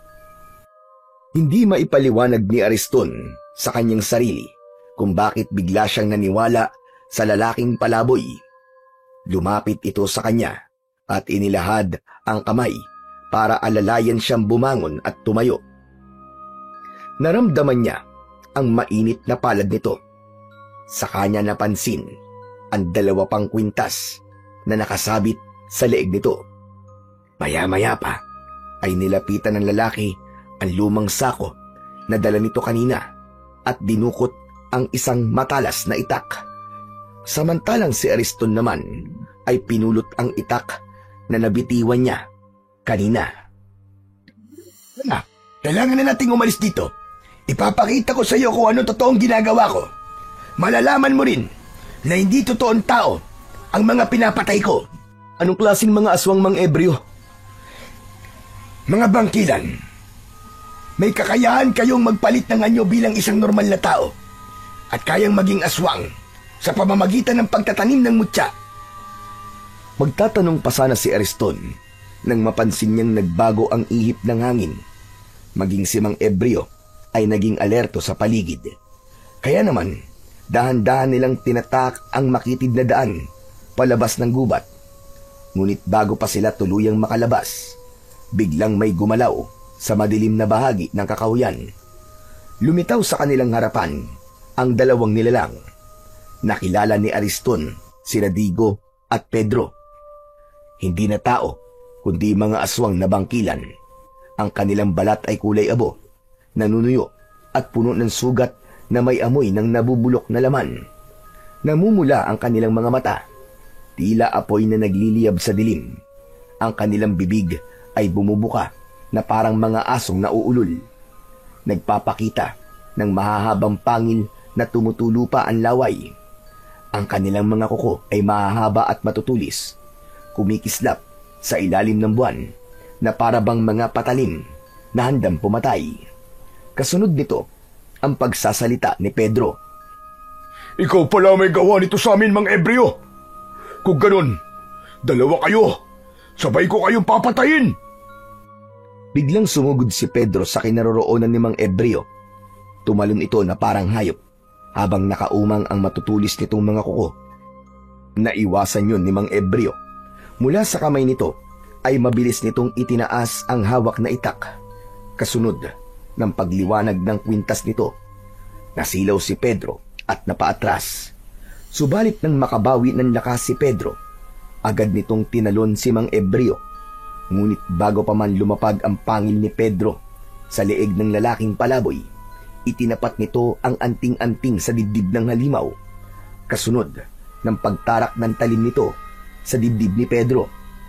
Biglang nagliyab ang katawan ni Pedro at sa isang iglap ay bumagsak itong naglalagablab. Sumisigaw ito ng nakakakilabot na pag-angil hanggang sa tuluyang maging abo ang katawan nito. Sinasabi ko na nga ba at may kapangyarihan kang pumatay ng mga katulad namin. Ikaw ang totoong nanghawa sa akin, hayop ka. Mamatay ka! Pagbabayaran mo ang ginawa mo kay Pedro!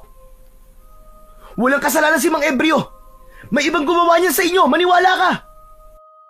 Hanggang dito ba naman? Kinakampihan mo pa rin ang matandang palaboy na yan? Huwag kang maniwala sa kanya, Ariston. Siya ang totoong kalaban dito. Nagkakamali ka, Drigo. May iba pang may pakana sa pagiging aswang mo. Ako rin. Isa na rin akong aswang ngayon.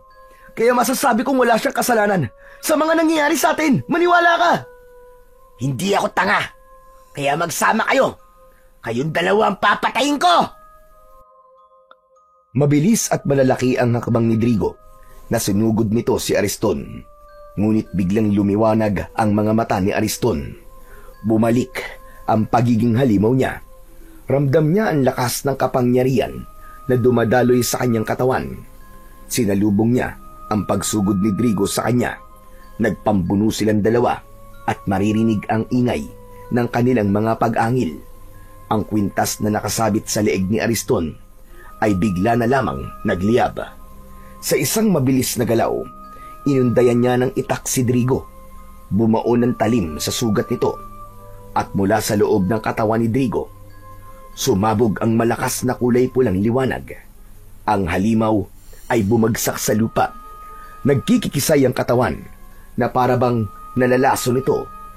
Pagkalipas ng ilang sandali, nasunog ang katawan nito hanggang sa wala nang natirang bakas, kundi abo na lamang na kumalat sa hangin.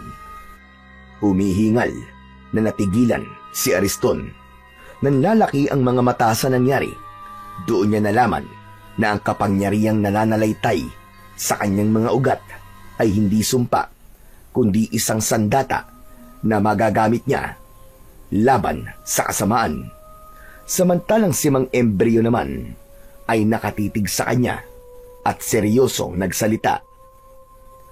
Ngayon alam mo na, Ariston, sila ang totoong kalaban.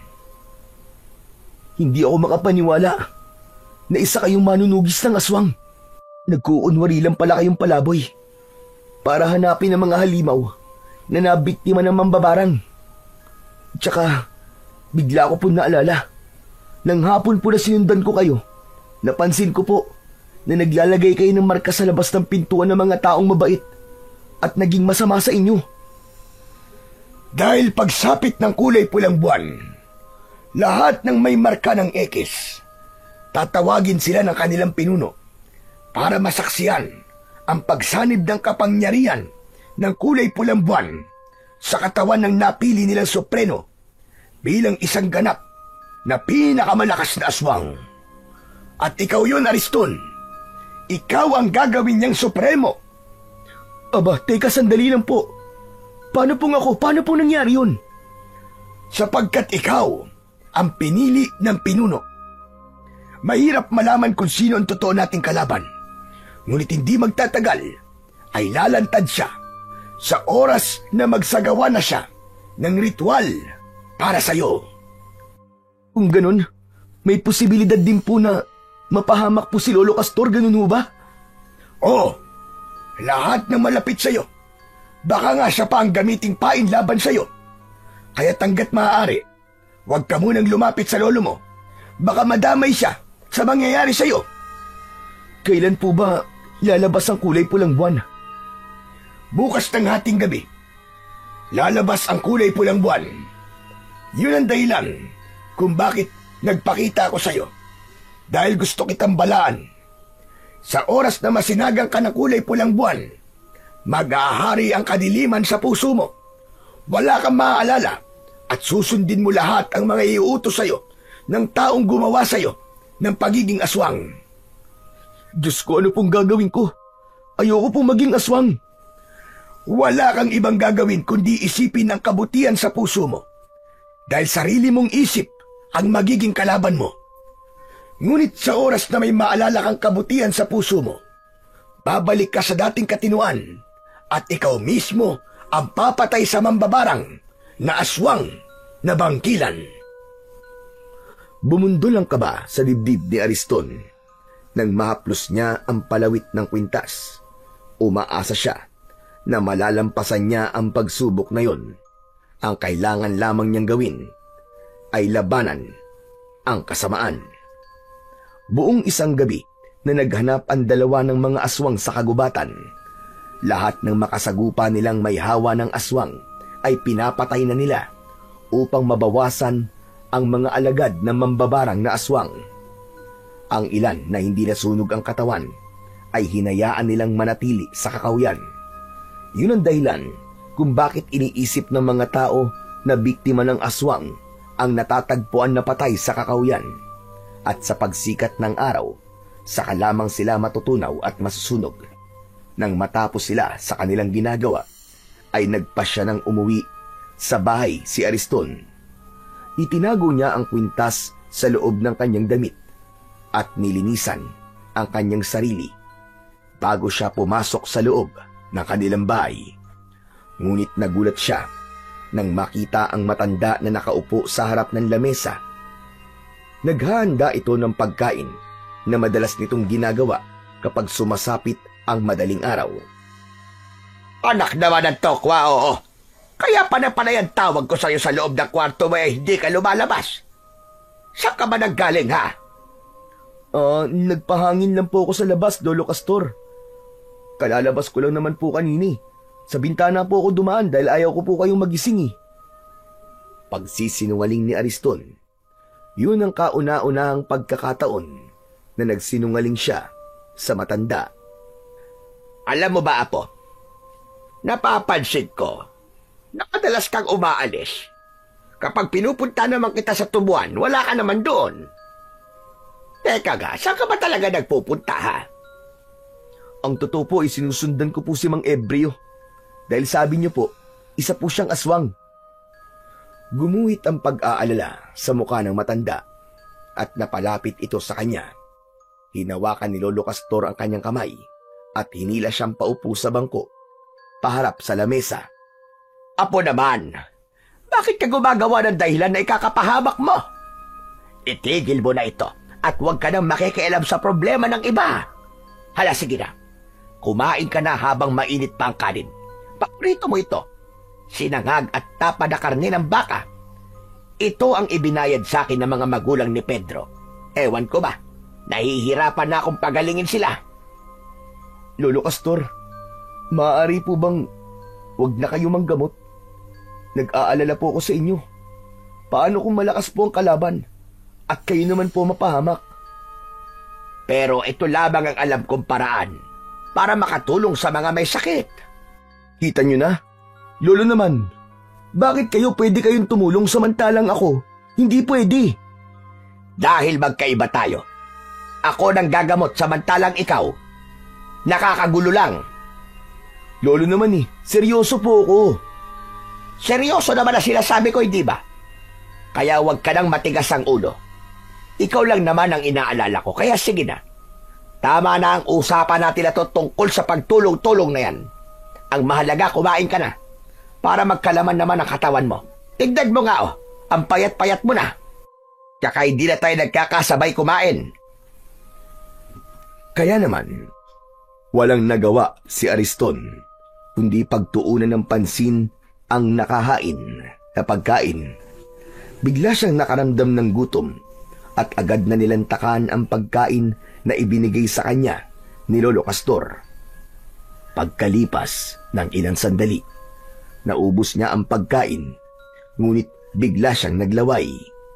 Nakaramdam ng hilo. Sumulyap siya kay Lolo Castor. Ngumiti ito at nagsalita. Sige lang, Apo. Matulog ka muna. Hindi ka rin naman makakagala ngayon dahil masasaktan ka sa sinagdag araw. Yun ang huling salita na narinig ni Ariston mula sa matanda bago siya tuluyan na napalugmok sa lamesa. Nagdilim ang kanyang paningin at agad na nawalan ng malay. Nagising na lamang ang natutulog na diwa ni Ariston sa mainit na pakiramdam sa paligid, pati na ang malakas na bulong ng mga taong nasa paligid niya. Unti-unti siyang nagmulat ng kanyang mga mata. Ang una niyang nasilayan ay ang mapula at naglalagablab na siga sa gitna ng isang malawak na damuhan. Ang liwanag nito ay sumasalamin sa maitim na kalangitan. Nakapalibot sa apoy ang mga lalaking nakasuot ng itim na balabal. Mahigpit ang pagkakatakip ng kanilang mga hood, kaya't tanging kumikislap na mga mata lamang ang kanyang naaaninag mula sa mga ito. At sa kanyang harapan, nakatalikod ang isang matandang lalaki. Nakataas ang dalawang kamay, parang nagsasambit ng kung ano-anong kakaibang orasyon. Ang tinig ay paos, ngunit palakas ng palakas. Bumibigkas ng mga salitang hindi mawari, mga sinaunang bersikulo na hindi banal, kundi salitang may kinalaman sa kadiliman. Maya-maya pa ay nagsalita ng Tagalog ang matanda. Sa ngalan ng dilim, sa ngalan ng kadiliman, sa kapangyarihan ng dugo, sa ilaw ng buwan, isilang ang bago naming kasangkapang magdadala ng lakas sa aming kapangyarihan. O katastasang hari ng kadiliman, dinggin mo ang aking dalangin. Ang aking alagad ay palakasin. Saniban mo siya ng iyong kapangyarihan at pagkalooban mo ng buhay na walang hanggan.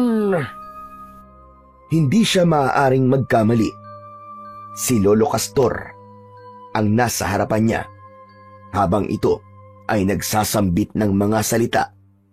Ang mga nilalang na nakapalibot ay sabay-sabay na nag-usal din ng dasal. Mabagal sa simula, para bang bulong na umiikot sa hangin. Ngunit unti-unti itong lumalakas na tila ugong ng kulog.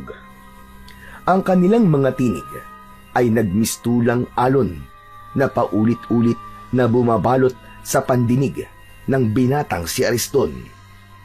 Pinaparamdam sa kanya ang bigat ng ritual na isinasagawa ng mga kampon ng kadiliman. Sinubukan niyang igalaw ang kanyang mga kamay, ngulit agad niyang naramdaman ang hapdi. Ang kanyang mga pulsuan ay mahigpit na nakatali sa likod ng poste. Ang mga hibla ng lubid ay bumaon na sa kanyang balat. Mula sa pagkakasugat ay dumaloy ang manipis na dugong tumutulo, naghalo sa pawis na kumakapit sa kanyang balat. Ang paligid ng sugat ay namamagana at nanlalagkit, para bang sinasadya ng lubid na pahirapan ang kanyang bawat galaw.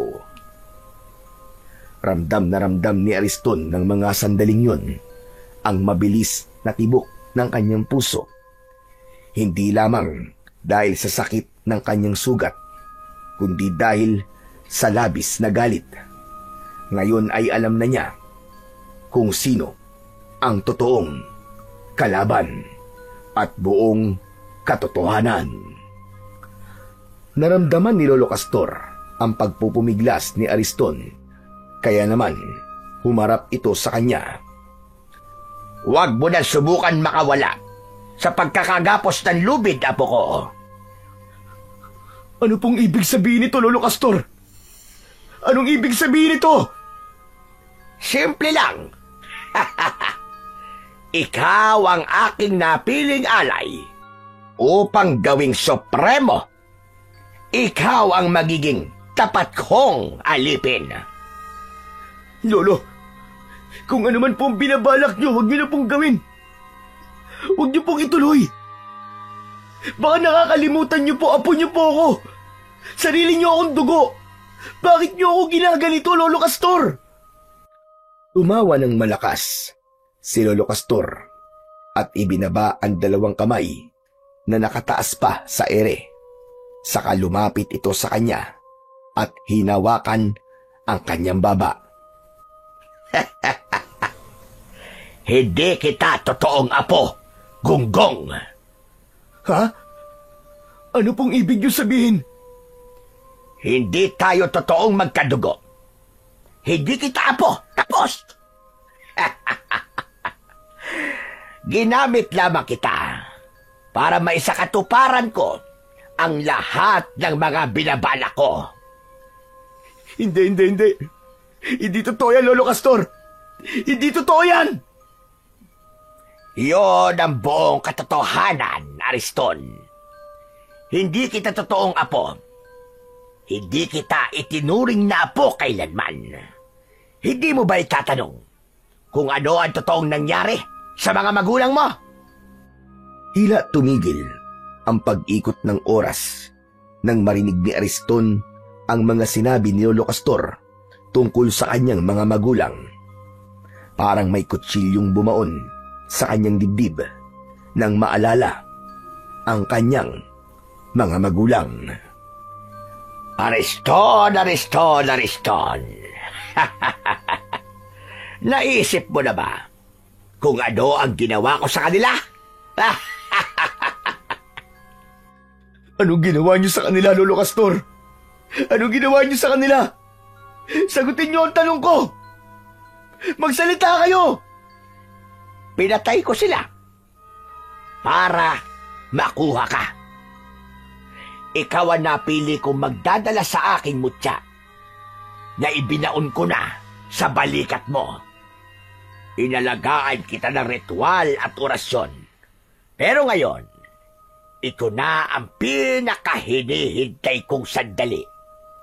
Ako kumpleto sa ritual ko. Hayop ka! Sa tunog pa lang ng tawa mo, demonyo ka! Demonyo! Alagad ng dyablo! Wala kayong kasing sama. Tinuring ko kayong lolo. Minahal ko kayo. Minahal ko kayo ng gusto. Paano nyo nagawa to sa akin? Hayop ka! Hayop! Hayop! Walang ibang mahalaga sa akin, kundi ang matupad ang pangarap ko na masakop ang buong daigdig. Para lahat kayo ay susunod na sa akin bilang mga alagad ko. Ngunit mangyayari lamang yon kapag nagawa ko na ang pagpapasanib ng kulay pulang buwan sa katawan mo. Kasunod ng nakakakilabot na pagtawa ni Lolo Castor, bumalot ang itim na ulap sa buwan. Bahagyang dumilim, ngunit ang unti-unting pagpula ng buwan ay dahan-dahan nang nasisilayan. Mistula yung aninong pula na tumatakip sa buwan. Kasabay naman ng pagbabagong anyo ng matanda na si Lolo Castor, ang pinuno ng mga mambabarang na aswang, kasama ng mga alagad nitong sumasabay sa pagtawa ng kanilang pinuno. Lumantad ang dahan-dahan nilang pagpapalit ng anyo habang nakatingala sa langit. Mula sa balat ng mga ito, tumubo ang maiitim at matutulis na balahibo na animo ay mga alambre. Kumikislap sa liwanag ng siga. Ang mga daliri ay kumulubot at nagsihaba. Ang mga kuko nito ay naging matutulis na parang mga matatalas na kutsilyo. Kumikiskis sa isa't isa at naglalabas ng nakakangilong tunog. Ang mga muka ay nagdilim. Ang panga ay lumapad at humaba. At mula sa gilid ng kanilang bibig ay lumitaw ang malalagaring mga ngipin na tila gutom na hayop na handang managpang. Sabay ng ingay na isang ungol na nagmumula sa nakabuka nilang mga malalaking bibig. Unti-unting naging garalgal ang alulong na yon at nagmistulang malalalim na dagundong ng alingaw-ngaw ng mga halimaw. Ang mga lalaking nakapalibot sa siga ay sandaling tumigil, ngunit muling nag-usal ng mga dasal. Ang kanilang tinig ay naging mas mabilis at mas desperado. Umalingasaw din sa hangin ang nakakasulasok na amoy na parabang nabubulok na laman ng tao. Hindi maiwasan ni Ariston ang hindi malungkot sa nakikitang pagbabago sa kanyang lolo na matagal niyang nakasama at minahal. Umagos ang masaganang luha mula sa kanyang mga mata dahil sa nangyari sa kanyang mga magulang. Ang pagmamahal niya sa matanda ay napalitan ng matinding galit, puot at pagkasuklam na tila bulkan ng sasabog. Hayop ka! Pakawalan mo ako! Pakawalan mo ako dito, demonyo ka! Isa kang halimaw na hindi na dapat binubuhay! Demonyo ka! Demonyo!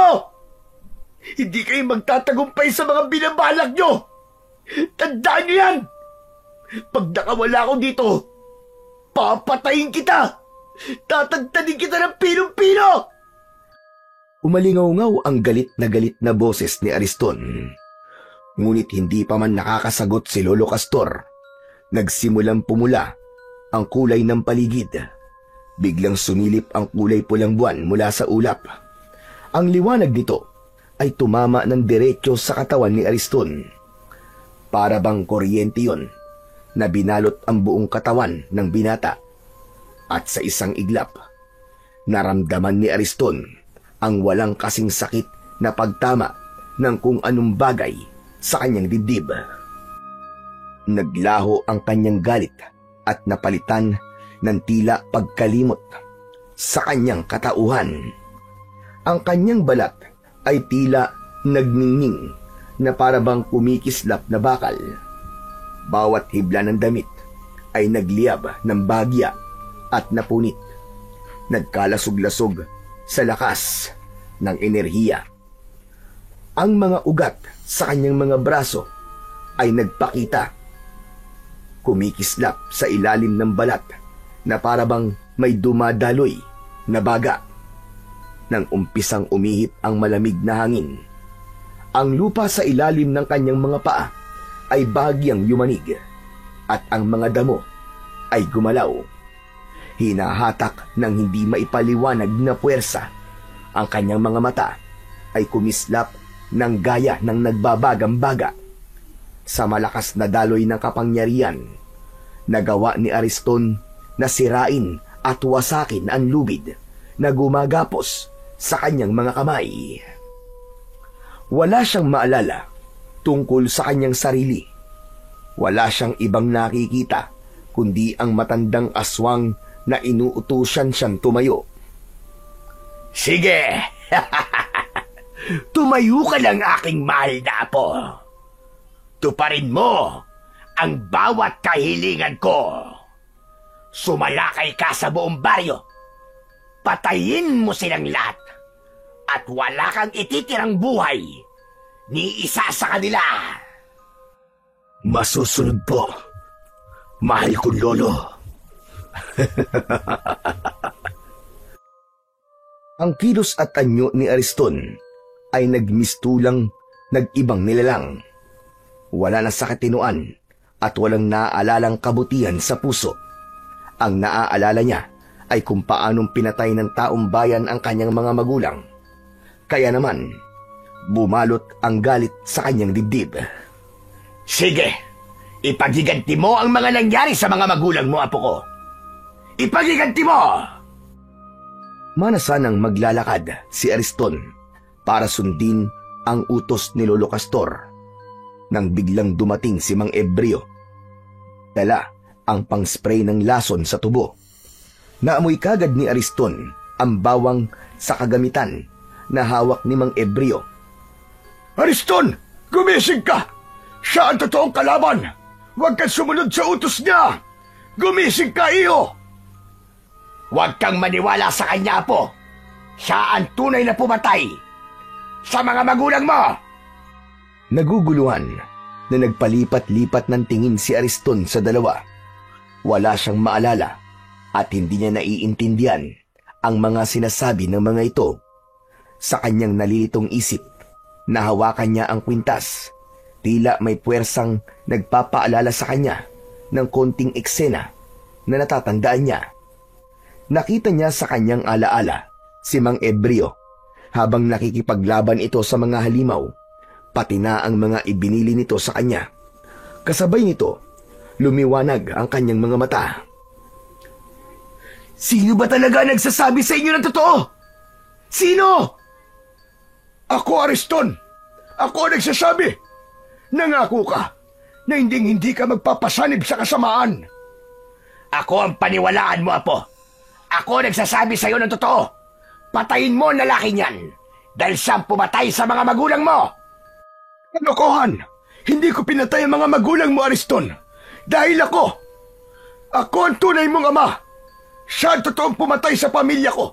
Sa nanay mo. Malinaw na ngayon ang lahat sa akin. Siya ang pumatay sa pamilya natin, Ariston! Pagkatapos nun, umikot ang mga alagad ni Lolo Castor sa binata at umatake ang mga ito kay Mang Ebreo. Pinisprayan naman ni Mang Ebreo ang mga kalaban. Binunot nito ang itak at gamit ang kwintas, kinalaban ng lalaki ang mga aswang. Saka lang may naalala si Ariston sa pagbalot ng malakas na enerhiya sa kanyang katawan. Naalala niya ang lahat. Naghari sa kanyang dibdib ang katotohanan. pati na ang mga sinabi ni Mang Ebreo na ito ang kanyang tunay na ama. Naalala ko ng lahat. Humanda kayo! Dahil ito na magiging katapusan nyo! Sa gitna ng kulay pulang liwanag, nagsimula ang matinding sagupaan. Nagharap sina Ariston at Lolo Castor, at sa bawat galaw ay may napapatay na halimaw si Ariston. Sumugod si Lolo Castor, mabilis at mabangis, ngunit nang kumislap ang pulang liwanag sa katawan ni Ariston, nagbago ang lahat. Sa bawat galaw niya, nag-iiwan siya ng bakas ng liwanag na para bang naglalagablab na apoy. Nang salubungin niya ang pag-atake ni Lolo Castor, tinamaan niya ito sa dibdib ng kanyang kamao na may nagbabagang enerhiya. Umalingaw-ngaw ang malakas na dagundong ng pagyanig ng lupa. Ano nangyayari? Bakit kakaiba ka, Ariston? Dahil nagkamali ka ng pagtatanim ng mutya sa balikat ko. Nangyari yon sa tapat mismo ng balete. Kaya naman ang malakas na enerhiya ng mga nag-aalagang engkanto doon ay nahigop ng mutya.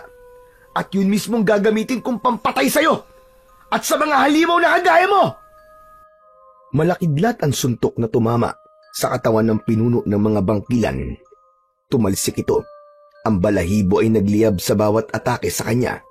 Ngunit sa huling bugso ng laban, itinaas ni Ariston ang kanyang kamay at isang malakidlat na kulay pulang liwanag ang nabuo. Hugis pana na bumulusok papunta sa katawan ng kalaban. Tumarak yun sa katawan ni Lolo Castor at sa isang iglap bumagsak ito sa lupa at tuluyang nagliyab at naging abo. Bigla namang dumating ang mga aswang. Si Mang Ebreo ay mabilis na kumilos. Itinaas nito ang pang-spray na bawang. Nagliyab ang kanilang mga balat bago sila isa-isang naging abo na tinangay ng hangin. At dahil sa suot na kwintas ni Ariston, hindi siya tinablan ng amoy at katas ng bawang. Yun ang proteksyon na ibinigay sa kanya ng kanyang ama. Nakatayo lang si Ariston, hingal ngunit matatag. Ang kanyang katawan ay patuloy pang nagliliyab ng pulang liwanag. Tanda ng kapangyarihang bumabalot sa kanya. Anak, nalampasan mo ang pagsubok. Nakawala ka sa sanib ng kulay pulang buwan. Tay, totoo po ba talagang kayo ang ama ko? Oo, anak. Narinig ko sinabi ni Castor habang wala kang malay. Sinabi niya na siya nasa likod sa pagpatay sa mga batang 1 taong gulang ang edad at kinuha ka niya sa akin. Kalimutan na po natin yung tay. Ang mahalaga ay magkasama na po tayo ngayon at bubuo po ulit tayo ng panibagong bukas na puno ng pagmamahal at kapayapaan. Ang kwento ni Ariston ay isang makapangyarihang paalala na kahit balot ng dilim at kasamaan ang ating pagkatao, palaging may puwang para sa kabutihan. May hawa man si Ariston at nagsimulang kumilos sa katauhan ng isang aswang. Hindi niya hinayaang nilamunin siya ng gutom at galit na dala ng sumpa. Hindi na naig ang kasamaan sa kanyang puso. Sa halip, ginamit niya ang kanyang kapangyarihan upang protektahan ang buong baryo at ang kanyang ama. Ang kanyang kabutihan, gaano man kaliit o kahina, ay may kakayang manaig laban sa puwersa ng kasamaan.